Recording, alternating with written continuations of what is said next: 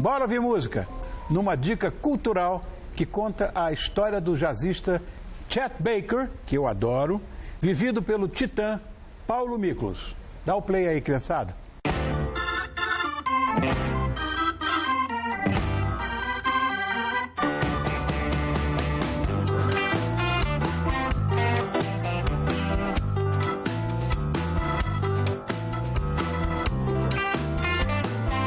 Demora 1 hora mais ou menos a maquiagem e colocar o aplique. Faz parte do ritual.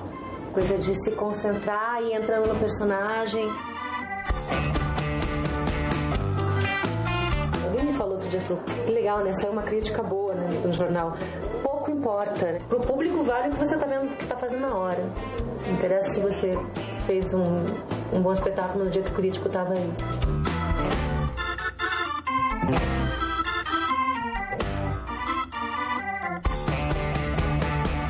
Ela é um dia na vida do Chet Baker, que é um personagem real, é um músico real, que representa muito na história do jazz e da música de uma forma geral, né?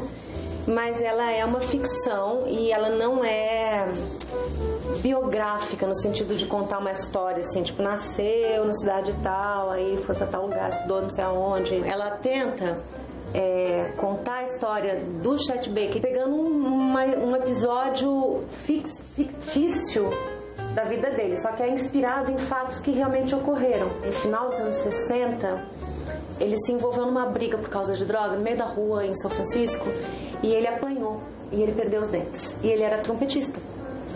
Então, sem os dentes ele não conseguia tocar. Ele ficou uns 2 anos afastado e ninguém sabia se ele ia voltar.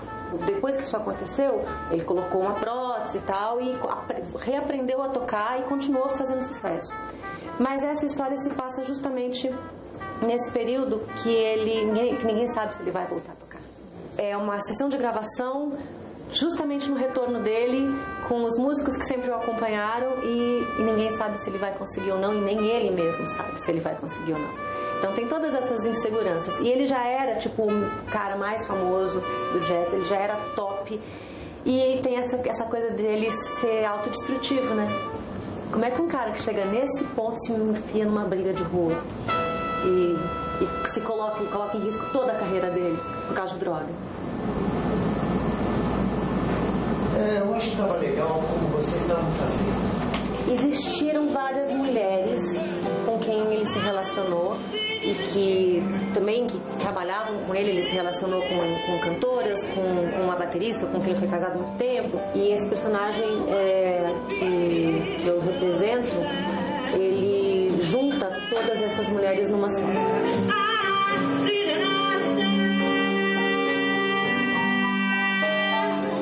É um personagem muito difícil.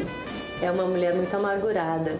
A gente vê muito disso, né? Na nossa carreira a gente encontra muito esse tipo de recalque, né? Porque ela é uma pessoa, é uma cantora que não fez sucesso e que se relaciona com um cara que tem muito sucesso, muito talento e que jogou tudo isso fora. Então é difícil, né, você lidar com isso na sua frente o tempo todo. E ela não é desprovida de talento, ela só não teve tanta sorte, né? E o Chet Baker tem talento, tem sorte e joga isso fora, não dá valor nisso. Então existe uma raiva ali, né?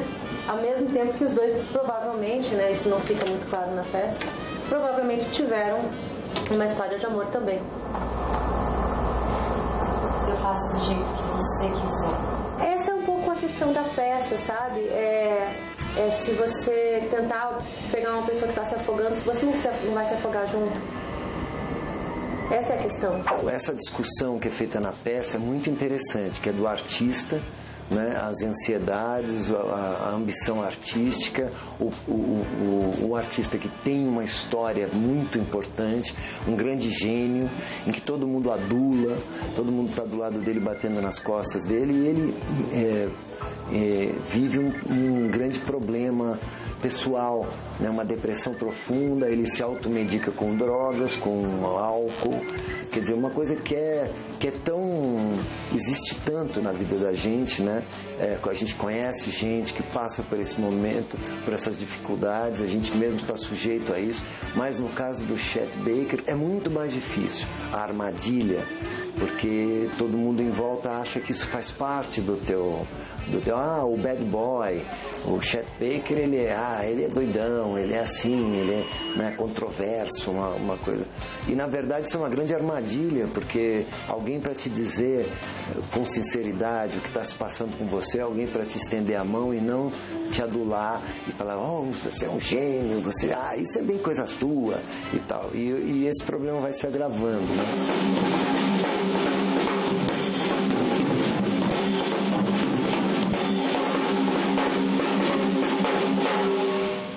Há 15 anos atrás eu estreiei como ator no cinema, né, como um invasor. De lá pra cá eu fiz outros filmes, fiz TV, várias séries, fiz novela. E agora eu estava desejando o teatro. Estou apaixonado pela coisa, estou vivendo um momento muito intenso artisticamente. Muito bem, garoto! Tá aí uma coisa que nem o Buddy Rich faria.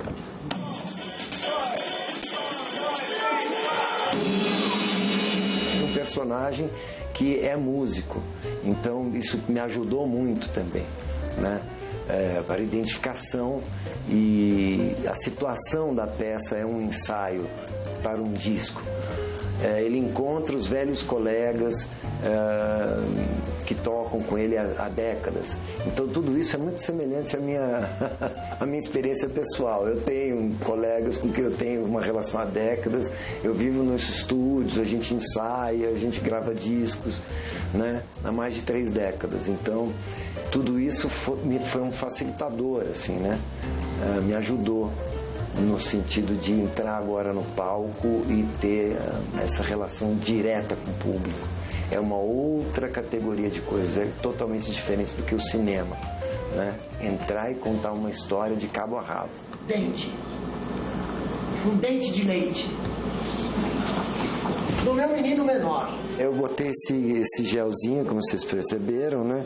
E aí eu deixei o cabelo crescer um pouco, porque a gente está pegando num momento assim dos anos 70 do Chet Baker, né? Dos fim dos anos 60 para os 70. Então tem essa coisa um pouco de época. Eu deixei aqui umas suíças meio, mais ou menos, que eu dou uma pintadinha, inclusive depois eu emprestava um negócio para os cílios da Ana, e aí depois acabei comprando meu próprio. Então eu sou agora proprietário de um rímel. Eu também tenho uma história nova para contar, Chet. Você respira com o público, né? O público decide a hora que ele relaxa, que ele ri, às vezes não. E aí você vai aprendendo a respirar junto com o público também. E também conduzir o público e contar essa história.